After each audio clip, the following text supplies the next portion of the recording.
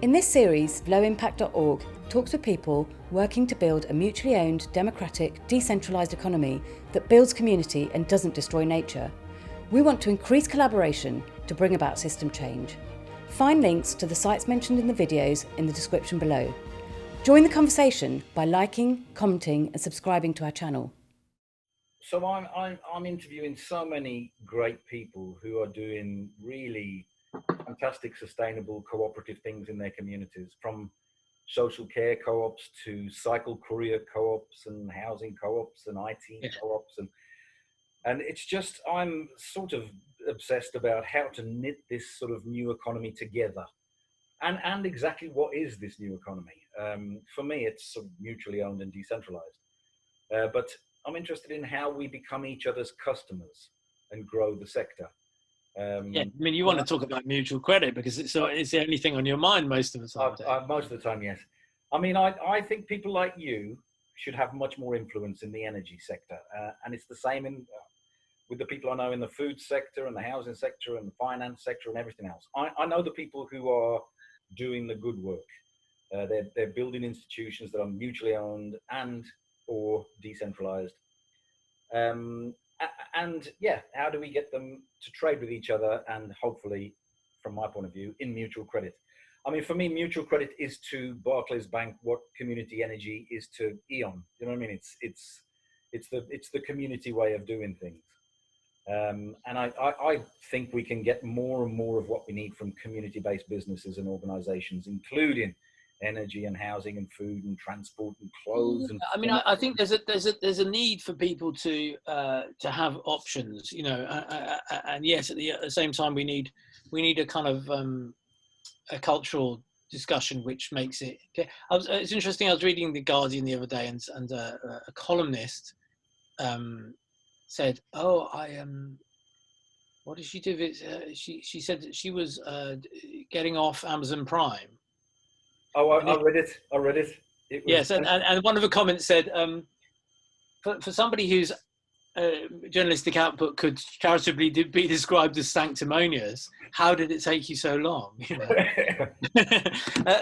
but you know, it is interesting to me that people are, I think, drifting into a world of using not just your old school kind of corporate providers, but some really, really ultra rapacious providers. Amazon is a great example, you know, of an organization that doesn't have the labor practices we like, it doesn't have the sustainability practices we like, but doesn't pay its taxes in a way that we would accept, you know, and yet people are just going, well, what other alternative is there? Well, unless you support it, there won't be one. Yeah, and also it means that working class people in most people live in working class communities around the country, and the only employment options for them will be Amazon warehouses or Uber drivers, and that would be it. I mean, I wouldn't wish that on anybody. Yeah, so we've drifted into a position where people who are, you know, I speak to, who I think are of as reasonably sort of ethical minded, think nothing of taking an Uber ride, and I say to them, you know, I'd no sooner get in an Uber car than I would, you know, go buy a burger from McDonald's. It's just, you know, I mean, I might end up one day taking one, you know, by mistake or something. But you know, it's just not. It's not something I want to support, and I think there are alternatives still, and if we keep them going. I often hear, oh, you know, people don't want to get their hands dirty anymore. People don't want to be smallholders or natural builders, or they don't want to be doing things like installing renewables or making craft things or growing food or looking after animals or all this sort of thing. And I think that's absolutely wrong. I talk to so many people. I've talked to them in the banking industry. I talk to builders. I talk to loads and loads of people, and they say things like, you know, I wish I could have a craft job or a little small holding, or, you know, I'd like to build my own house. And I think so many people would like to do these things, but there are so many barriers in their way. On the other hand, I think that sometimes there's a feeling. It's easy to feel like somebody else is holding you back, right? And while in many cases somebody else is holding you back, but very often people erect their own barriers, you know, you and I have talked about this a lot. Like, can we sort of set out a palette of things where we say to people, okay, you can get all the services you need from co-ops. And we talked about certain really well established providers like Phone Co-op, you know, or things like vegetable organic box schemes, you know, and those are easy wins because, you know, in most cases you get good quality service from those setups and it's easy to move to them, and why wouldn't you, you know? But for a lot of other things, there really aren't those suppliers out there. All the suppliers are you know, sometimes not that good as well, you know. I'm talking to a potter soon who makes mugs and bowls and plates, and it's very difficult to find a potter who makes those sort of things in this country. It's usually artistic stuff, very expensive artistic stuff. Yeah. So he's making, you know, household goods. So I want to talk to him and say, you know, your stuff is probably a lot more expensive than you can buy in, you know, in the pound shop, which is made in China by slave labor and transported across the world. And so, you know, almost everything that people want to do in their communities is undercut by corporates who avoid tax and employ virtual slave labor. And I think this is where mutual credit comes in, because if people can become each other's customers, you can trade with each other in mutual credit. You don't need to have any money to do that. And it all comes out in the wash. You know, everybody gets good quality, locally produced produce and food and housing and household goods and clothes and all sorts of things. And, you know, everybody's boat starts to be raised by that tide. I think for us, I mean, we've talked about this before, but I think for us, doing our community energy thing, it's the use cases are not so clear for mutual credit. And the odd thing that is that our relationship with the, you know, the normal money economy is actually reasonably good. So that's the least of our worries in a way. I mean, if I've got a half decent renewable energy scheme, we know that we can go out and raise money to build it from members of the public at low interest rates. You know, if we put out a share offer at 4%, we often do very well at selling those shares, and we've sold best part of 30 million shares to finance these things over the last 10 years, in partnership with different co-ops along the route, and then the money economy and cash flow stuff isn't a real problem for an organisation which owns a big asset like a wind turbine or a load of solar and generates cash. So they tend to be quite cash-rich organisations. They have other challenges like finding somebody to fix the wind turbine when it breaks and things like that. But the cash flow issues that bedevil a lot of small businesses are not such a problem for us, which is maybe why I'm always a bit like, yeah, okay, I kind of get the mutual credit thing, but I can't see it being transformative for us. Yeah, I guess the bigger picture, stepping back, is what we were talking about earlier. It's we have a situation where, you know, the corporate sector is gaining a bigger and bigger market share, especially after the COVID lockdowns. You know, so many small businesses are going out of business, and so their business model involves sucking wealth out of communities all over the world and concentrating it. I read a recent guesstimate about the amount in tax havens, and it was $36 trillion, which is a third of global GDP. It's just massive. Yeah. You know, so your independent coffee shop, there's no way that it can compete with Starbucks on price, because Starbucks are not paying any bloody tax. And you know, you'll clamp down on small independent producers, but not the big boys. And so I guess we see mutual credit as an antidote to that, because it's not the sort of thing that they can suck out of communities and dump in tax havens. It's just not possible. It's a different medium altogether. Yeah, I mean, if it's something that enables small businesses to function more easily, then it will help them stay in business for sure. And I think that's potentially good. I worry a little bit about. I mean, you have to think about why is capitalism so successful, and one of the capitalism is amazing at doing is is actually decentralization, right? And you know, strangely that you know, you can go and get your services anywhere you want, and it's easy for somebody to set up, get running, and trust doesn't really have to enter the equation. That's kind of the point of capitalism, isn't it? That you posit a world in which nobody trusts anybody else, and that is very useful in both enabling good ideas to get money in quickly and enabling crap ideas to go to the wall quickly, both of which are very useful things.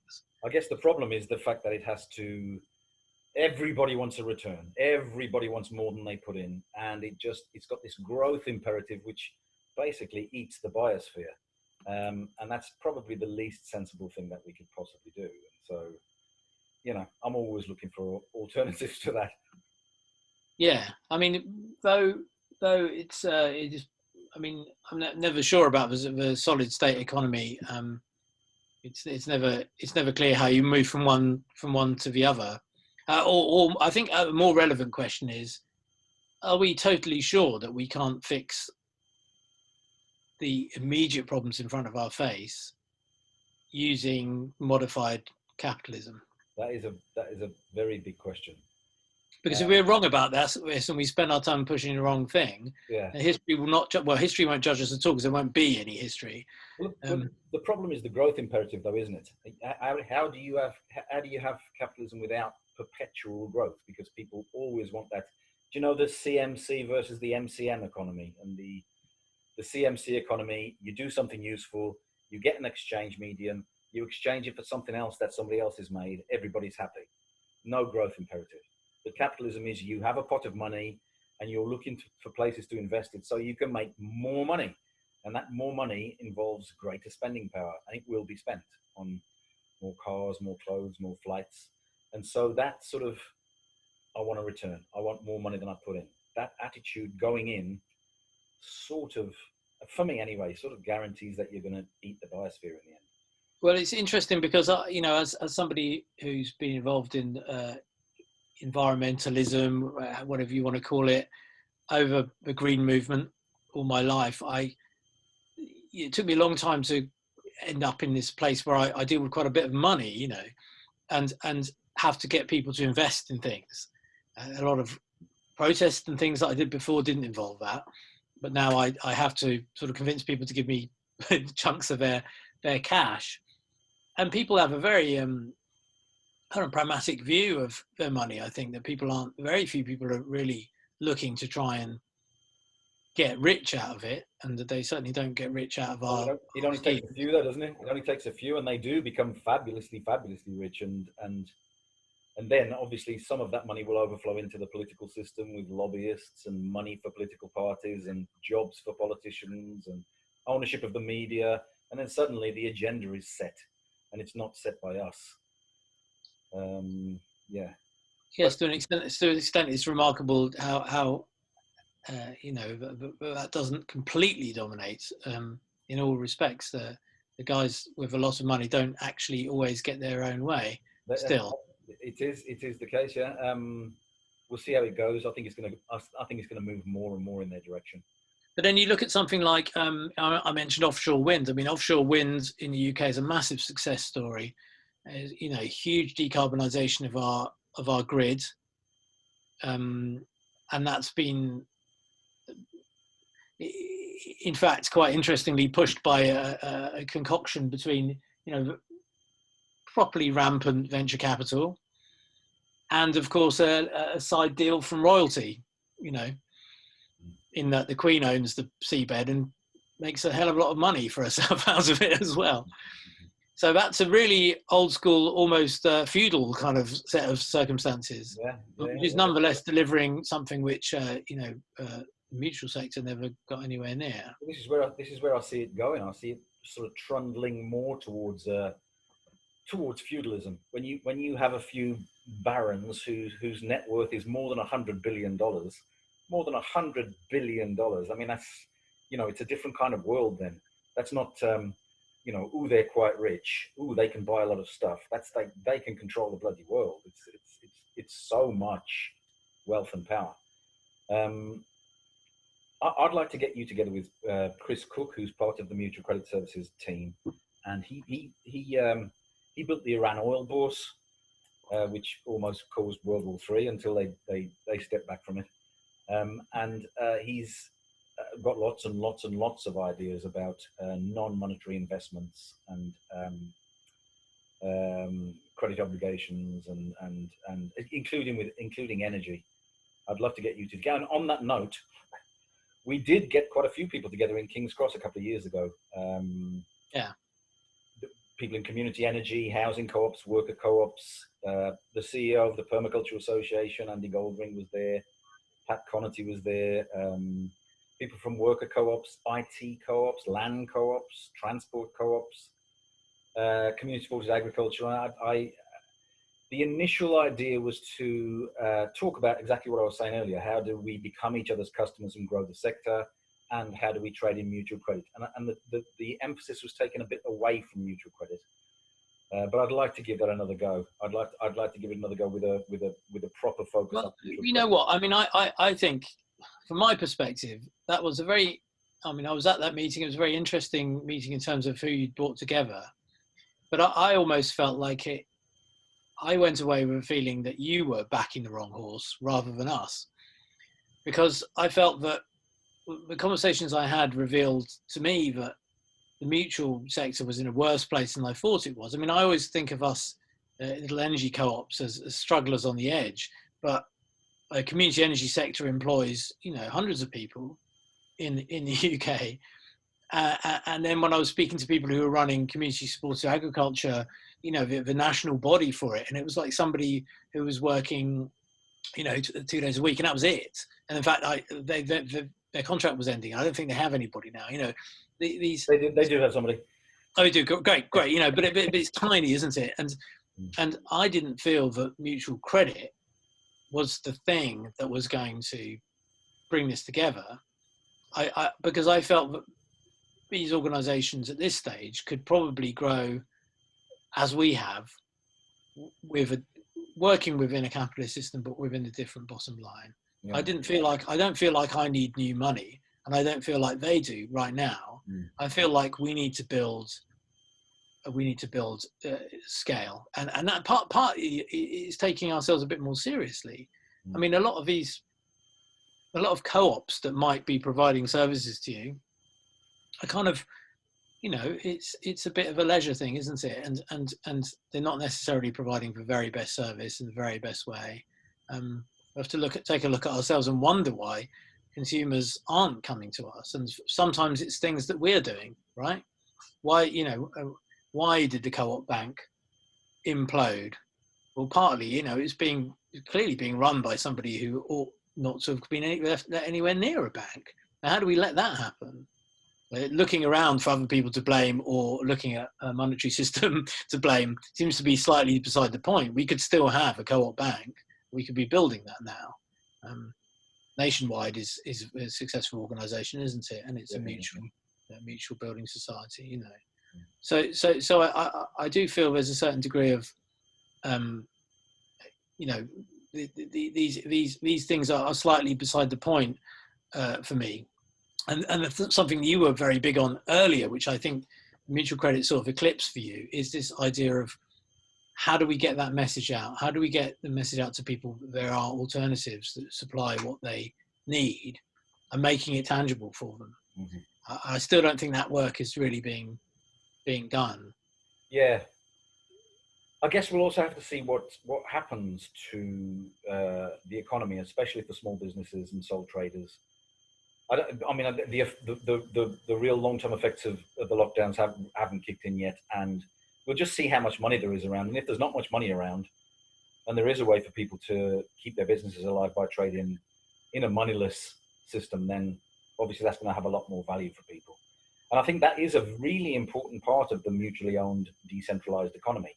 It's sole traders. They're not unless you think of them as a co-op of one person. Yeah, they're still mutually owned and decentralized, and I think there are millions of people out there for whom mutual credit could be really, really useful. And maybe when that has raised a bit, when we've got a few projects up and running and federated together so that they're trading with each other, then we can start bringing the bigger co-ops in, and the community. I think the big solo co-op is part of a set of different experiments actually that people are doing in trying to find a scale where we can start to do things better, and we can I think you can see this with, like, for example, our local veg box supplier, Mike, who's a brilliant bloke, and he grows a lot of his stuff. He comes by every week with a box of veg for us. It's brilliant. But Mike is like, it's old school, you know, and if we want to order more stuff from Mike, I send him an email, and then he like probably changes the order for next week, you know, or I could maybe call him up or something.